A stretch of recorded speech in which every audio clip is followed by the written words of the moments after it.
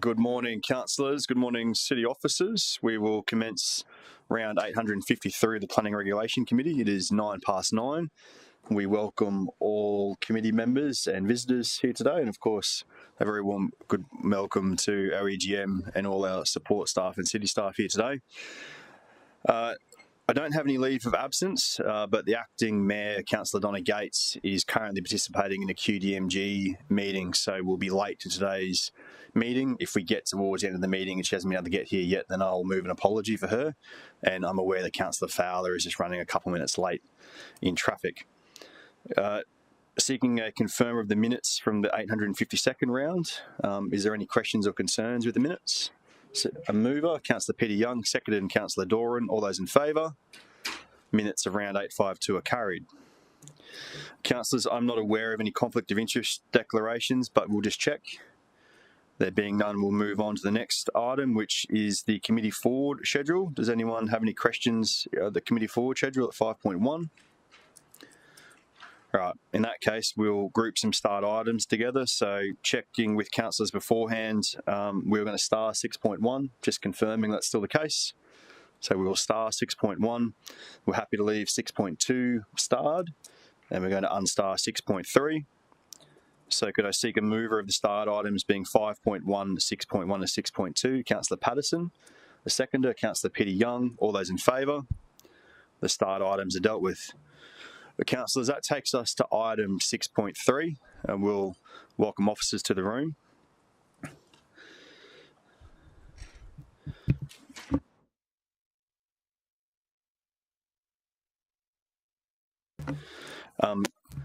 Councillors, we are joined today by Chris and Sonia Duce, who are Cameron's parents. I've asked the committee if they're happy for Chris and Sonia to join us in the room today while we discuss this item, so we're just going to invite them into the chamber now.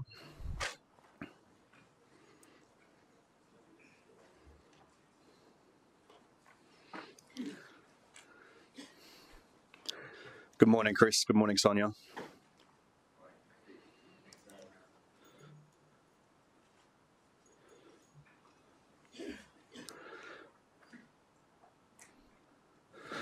We say good morning to Matt and Luke and the team. Matt, we have a short presentation on this one. Yes. Over to you then, Matt. Thank you. Through the chair, thank you, committee members and Duce family, for allowing us to respond to your petition today. On the 12th of November 2024, Council received a petition with 320 signatures regarding this particular situation, with three particular components. The first being... Council working with the Duce family on a memorial in the Burleigh Heads precinct as a place for healing and to raise awareness for nighttime safety with the Duce family.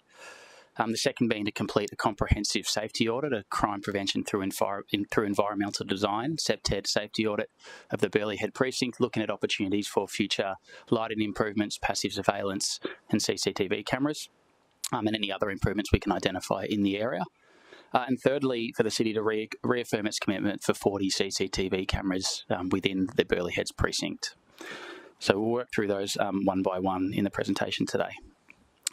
Firstly, regarding the memorial, on the 14th of September 2023, Council adopted an updated version of the naming of city assets policy, which defines our position around when we name assets after members of the community. Section 7 of that particular policy defines memorial plaques in or on council assets in parks will not be considered unless specific conditions are met. Now, it's unfortunate that this particular scenario does not meet the conditions of that particular policy, which we have worked with Infrastructure Gold Coast as the policy owners. So unfortunately, we are not able to offer a memorial with the naming of after Mr. Duce. But what we would like to do is work with the family on a planting a tree within the Burleigh Heads precinct as a memorial site. And Infrastructure Gold Coast are currently working on the specific species of tree we could use and the location, and we'll work with Cameron's family on the best way we can do that. From a safety audit perspective, so city officers and multiple city officers and QPS did an audit in December last year of the Burleigh Heads area, and we also utilised previous SEPTED audits done in the Burleigh Head precinct. A key component of these audits is looking at some of the crime data available on QPS Crime Map. This is a publicly available site where there is identified data, recorded data from QPS available. So the team looked at the Burleigh Heads suburb when we looked at this data, and over the 12 months from the 13th of January 24 to 25, there were 1,372 offences in that particular Burleigh Heads suburb. 570 of those were within the Burleigh Heads precinct, so that business centre precinct and public spaces around that area. The top 3 offences identified through these stats were good order offences, things like disobeying a move-on direction, obstructing police and fare evasion. Second was drug offences, and the third was other theft, including stealing. Also important to note that on the QPS website, there is crime rates per capita, so crime rates per 100,000 people on that website, and they do this by police division. So the Palm Beach Police Division, of which Burleigh Heads is part of, has seen a decline in crime rates over that 20-year period for all offences except for assault. Rates of crime per 100,000 people in that particular division is lower on all offences compared to the Gold Coast average as well. Regarding the safety audit, so the Burleigh Heads precinct is a highly activated area during the day, so plenty of residents, visitors and businesses, which is really good from a passive surveillance perspective. This obviously reduces at night time. We have 3 venues which are open past 12 a.m. on a Friday and Saturday night within the Burleigh Heads precinct. We have strong active CCTV, active surveillance with CCTV in multiple locations, as well as daily QPS and council officer patrols. The precinct generally presents as tidy and well maintained. We have daily city cleaning operations and maintenance operations in the area, although there are some opportunities to fix up and clean up some vegetation, which improves the site in that space, which can make people feel safer. One particular space, Justin's Lane, which is a private space behind James Street, does present quite poorly. There is some poor waste management practices in there, as well as some graffiti, which can attract vandalism and crime. The city is currently working with some of those private businesses on some of the waste management practices, and we will work with those private owners on cleaning up the area from a graffiti perspective to make it cleaner and clearer, which can detract crime and antisocial behaviour from that area. Lighting along the pedestrian pathways was considered quite good in some of the areas in Burleigh, although there definitely is opportunities to improve lighting on the Ocean Way heading north and within some of our key parks like Memorial Park. Infrastructure Gold Coast are currently completing a comprehensive lighting audit of the whole Burleigh Heads precinct area, and the outcome of that report is due within the next 1 to 2 months, and will identify improvements to lighting illumination capacities, as well as where we can build some more lights in the future in those areas. It's important to note the city has a Burleigh Heads Business Centre placemaking plan, which was adopted by council previously. This identifies several upgrades to various public spaces and parks, including Memorial Park, Rudd Park, John Laws Park, Justin's Park, Mowbray Park, Gordon and Jean Duncan Car Park, as well as the Ocean Way heading northbound. That particular plan is on hold until the light rail project is completed, when the city design team, Infrastructure Gold Coast and our community safety team will look at those projects and future upgrades. The community safety team in particular will be working closely with those stakeholders to make sure we identify lighting upgrades, CCTV upgrades and any other SEPTED principles we can include to make this place safer. In terms of the audit recommendations, so we are recommending we continue to deliver a range of city services that we do at the moment, including cleaning and maintenance, daily patrols by a range of city laws officers, parking officers, public space officers, as well as QPS. And then once we finalise the audit of the precinct, we'll start making those improvements as quickly as possible. We'll also, from a public safety compliance perspective, ensure that those SEPTED ideas and inputs are included in any future upgrades and improvements when those capital works projects and upgrades are delivered in the future. Other recommended actions include in prioritising the Burleigh future safety camera locations in the 10-year plan. The city has identified some new locations, including Rudd Park, Mowbray Park, and the Ocean Way heading north, and we'll look to utilise those future upgrade works to deliver those projects from a value for money perspective. We're currently completing some feasibility studies of those locations. We're also going to reach out to the business owners in Justin's Lane, like we mentioned before, to look at how we can clean up that space to reduce crime and antisocial behaviour. And the last part we will look at improving is wayfinding signage, especially once the light rail project's been completed, ensuring people can move safely around the precinct. And finally, from a safety camera perspective, so there was a commitment by the city to deliver 40 cameras within this particular area. The city currently has 21 permanent CCTV locations within the Burleigh Heads precinct. We have one mobile CCTV unit installed there at pretty much all times at different public space locations, which has 4 cameras. DTMR have 4 cameras within that particular area as well, and there is a commitment for 12 new cameras with the light rail project. That being said, that's a total of 41 cameras there, but the city is looking at future permanent cameras in those areas for those sites I mentioned before. Here's the recommendations up on the screen that are in your report. Thank you for the opportunity to present this petition and the results today to the committee, and we'd be happy to take any questions. Councillors, is there any questions for officers before I go to Councillor Martin? Councillor Young. Thanks, Matthew. I appreciate and acknowledge Mr. and Mrs. Duce and I share all of our sympathy. I want to extend our sympathy to you and hope that you feel that your concerns have been adequately addressed by officers in this report and our attention to the matters of concern to you. I just wanted to ask a question, please. I know that in the past, there's been exploration of using privately owned cameras, and in this case, there's a lot of businesses that no doubt have CCTV, and engaging those owners to register with the police so that that data can be drawn upon when there's an incident. So I wonder if that might be explored. I'm not suggesting that be part of our recommendation, but just a question that you may be able to explore that. I can't remember what the program was called, and I don't think it's been very successful, but it may be worthwhile. Yeah, through the chair. Yeah, we recently had this question at the last LER committee as well. We did reach out to QPS on this particular program, which was managed by QPS a few years ago. I can't remember the specific year. You're right. Unfortunately, the uptake was not strong, and QPS did not want to progress that particular project further. Well, that's unfortunate. Thank you. Any other questions? Councillor Doran.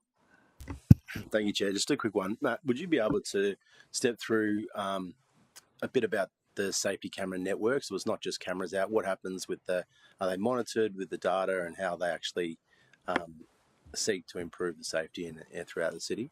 Yeah, definitely can do. Through the chair. So we have safety cameras permanently installed throughout the city, mainly in our major entertainment precincts, but we also have a fleet of 56 mobile cameras which divisional officers can move around at their discretion.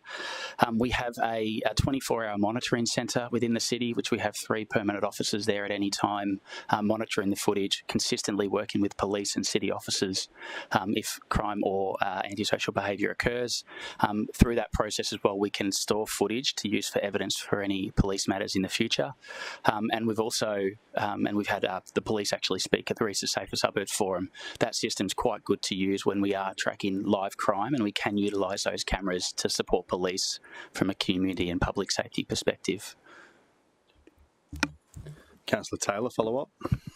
Yeah, thank you. My interest in Burleigh and State Night precinct. Obviously, I've got Broadbeach and Surface, and we understand. I believe it works really well in relation to managing patrons in those particular areas, and I suppose the concern for me is Burleigh is changing in relation to the night economy, and I know state government isn't Safe Night precinct, but have we had any conversations with state government, or has there been anybody who worked to understand what works really well in Broadbeach and Surface, and what the impacts of a state Safe Night precinct in my area would be with Burleigh Heads, particularly with light rail coming on board. So it's going to give the ability for people to obviously go out in Broadbeach and surface, and obviously if there's an incident there, there's obviously control measures for stopping them going back into clubs, but then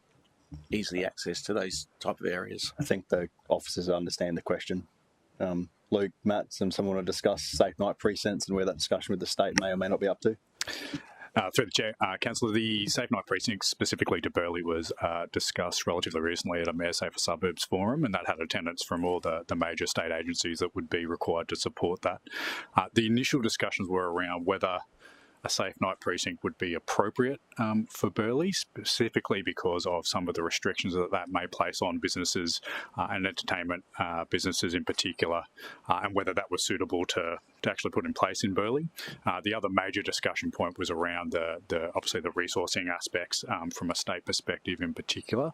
At that point in time, and I believe it was November last year when it was discussed, it wasn't supported by those state-based agencies, but it's certainly a conversation moving forward, and would be more than happy to continue to advocate for that conversation to continue. Councillor O'Neill. Thanks, Chair. And just following on from that, Luke, I gather that there's the opening hours of some of the venues in Burleigh are after midnight. And in Coolangatta, we've only got 2 late night venues that open after midnight. And I've never really supported a safe night precinct being in Coolangatta, because I have been told by liquor licensing that, you know, if you do have a safe night precinct, that would maybe open up the application for more, especially 3 a.m, 4 a.m. venues, which I don't think's required in Burleigh, as it's, you know, and it's certainly not required in Coolangatta. Yeah, so that's just, you know, I don't know whether you've had a conversation around that. We'll take that statement and get a question out of it somewhere. Through the Chair, Councillor, that was the crux of the conversation that was had around those particular businesses and whether additional applications would be encouraged. There was also a concern around going down that particular avenue. Would it inadvertently, with some of the restrictions and regulation that occurs, would it inadvertently push some of the entertainment activities from regulated locations to parks, which was seen as probably not ideal? Councillor Martin. Thank you, Chair. I don't have any questions, but I would like to move a change recommendation if councillors are finished with questions. Councillor Martin's change recommendation has been provided to support staff. It is now on the screen. I will give us just a moment to read through that before I seek a seconder. Councillor Patterson is happy to second. Can I just check if there are any questions on the change recommendation before I go to Councillor Martin to open? That being the case, Councillor Martin, to you to open. Thank you, Chair. You know, I absolutely want to acknowledge Cameron Duce's parents, Chris and Sonia, in the room with us today, understanding the difficulties of that, but also the improvements to safety that have been considered today, and the work through officers. So I really want to acknowledge the work of city officers and the extensive assessment that they've undertaken for the Burleigh Heads precinct, particularly through the SEPTED work, and the recommendations around the CCTV and the lighting and the passive surveillance will all have lasting impacts for Burleigh. The officer's recommendation currently suggests a planting as a memorial, a planting a tree. While that's a meaningful gesture, the family and the community have expressed a desire for something more enduring, something that not only honours Cameron's life, but really importantly, it contributes positively to public safety and awareness in this nightlife precinct. Councillors would be aware of there's many projects underway in Burleigh Heads right now, light rail, the bus interchange to the south, and the government have made a commitment around a Burleigh Heads police beat. All of these projects could significantly impact the final urban design and interface, and particularly we heard about the placemaking strategy, which will not commence until after the light rail. So there's a lot of unknowns. So rather than committing to a specific tribute at this stage, my proposed amendment broadens the scope to ensure that council works with Cameron's family and a state government and other key stakeholders, QPS, business operators, to explore a range of appropriate legacy initiatives in Burleigh Heads. So this could be a potential naming of a public asset, but it also allows for alternate initiatives that align with our goal of enhancing public safety and awareness in this nightlife precinct. So I acknowledge the city's naming of assets policy, and the asset owner typically prioritises individuals that have made long-standing contributions to the community, but the policy does allow for some flexibility where naming aligns with broader community objectives. And I think in this case, naming an asset or a place or an initiative in Cameron's memory would not only honour a young life tragically cut short, but serve a wider public benefit by raising awareness and promoting safety. It ensures council's actions make a genuine impact, but still upholding the integrity of our naming process. So as a local councillor, I feel it's important to continue working, especially with state government, including the local member and relevant stakeholders, to explore that legacy and improve the safety. And I think this is considered a collaborative approach. I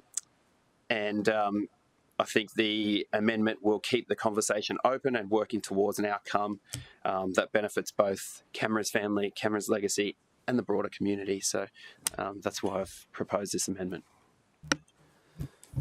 Councillor Martin has opened debate. There's a question.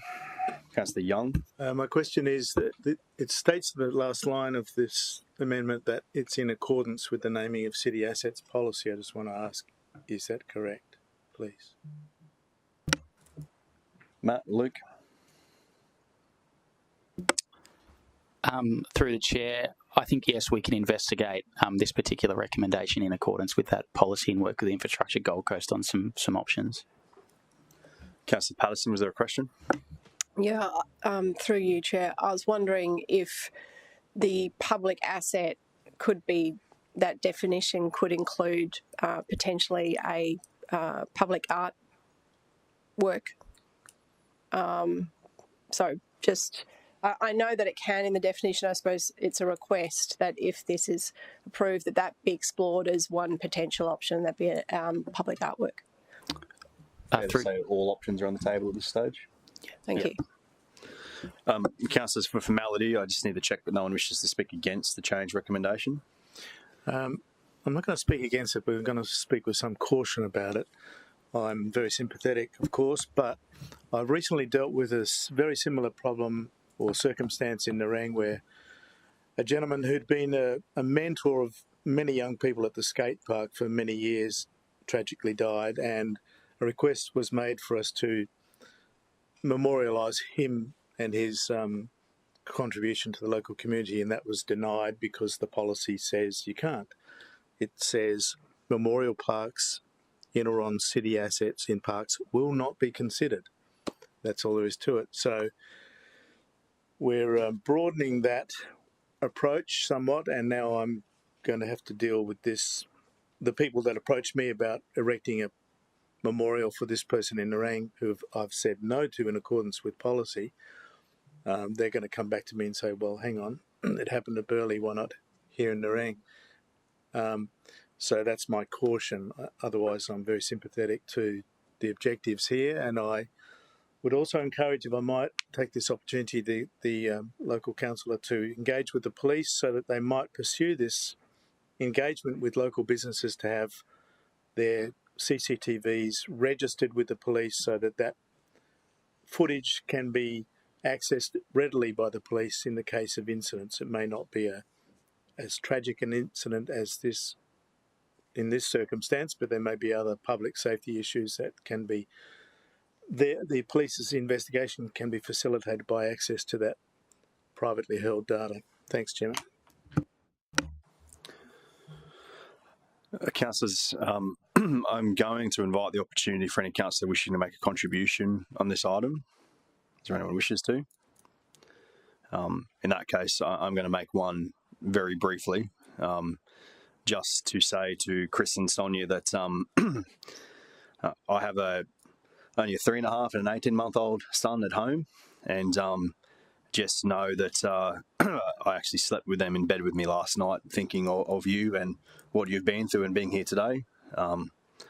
So that just know that things like this do have an effect in government and politicians and what changes things. And while I know things are still very raw and you're still deciding what that legacy piece might look like in the future for Cameron, know that you have an incredibly supportive local councillor and an incredibly supportive local MP that will be there to help you with whatever that looks like, and that wherever practical, and sometimes impractically, where the city we can be involved, we will be. But know that you have been in everyone's thoughts lately, and every time I hug my sons, it will be in mine for a long time to come.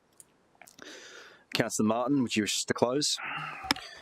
Thank you, Chair. And I would just add, I certainly empathise with Councillor Young's situation. I think the real unique element here is, and the reason it's proposed, is the enduring community safety element, in that it is something that aligns with the city's community safety initiatives, so as opposed to a standalone memorial. And that's the conversation that I've had with Cameron's family, is that they are wanting to make sure that another life is not lost, and that they don't want to sit by and see that come up in the news. So they are looking to make sure his legacy goes towards making that positive change. And that's where I think there is some flexibility, whilst unique probably in our naming policy, there is that some flexibility for these very rare occasions where we could consider it. So that's why, and thanks officers for at least having the ability to explore that further. I just want to close by saying a couple of things. I didn't have the privilege of knowing Cameron personally, but hearing the stories of those who did, their love, the great stories about what a bloke he is, and the way they've rallied around him and the community, getting behind the petition, it's been incredibly moving. I asked the family to maybe give me some words around what he was like, and they've given me some words and asked that I read them. So I felt it was important to share them with committee today, and please forgive me if there's any emotion, but Cameron's family and friends want him to be remembered as a young man of humour, warmth, joy and empathy. Cameron could brighten people's day with his big smile and a funny joke. He didn't take anything too seriously, and he always looked on the bright side of life. Cameron loved Burleigh.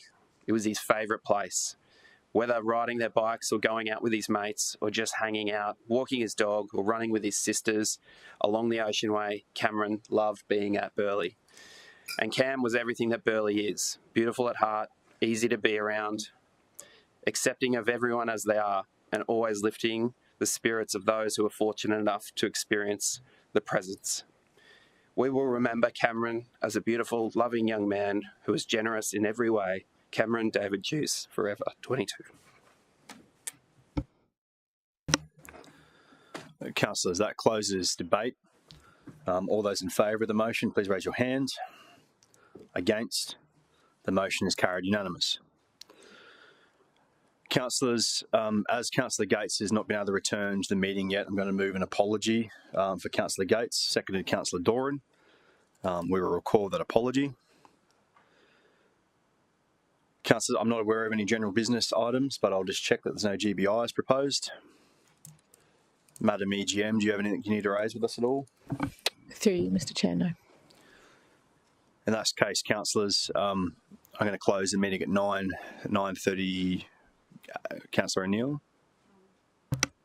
I don't know if you want to take this offline. I just had a question for the EGM about the when we will get some consultation results back from the resident consultations for the slipped my mind. LGMS. The LGMS, yeah. Thank you. Through you, Mr Chair, Councillor Neal, so they're being worked on at the moment. We're aiming for the report. I think I've been on leave for a couple of days, sorry, but before that it was, we were aiming to get back to Council in April, and I think that's still the same, Councillor Hamill, unless that's changed. That's good, because that's what I said. Somebody asked me and I thought it was around about April, so that's good. I'm happy to send an email out to councillors at some stage today, mindful that you're getting a lot of correspondence at the moment, but we're happy to just clarify some of the timelines on that. Terrific, thanks. Chris, Sonia, thank you for being with us today. We do appreciate it. Councillors, meeting closed at 9:39.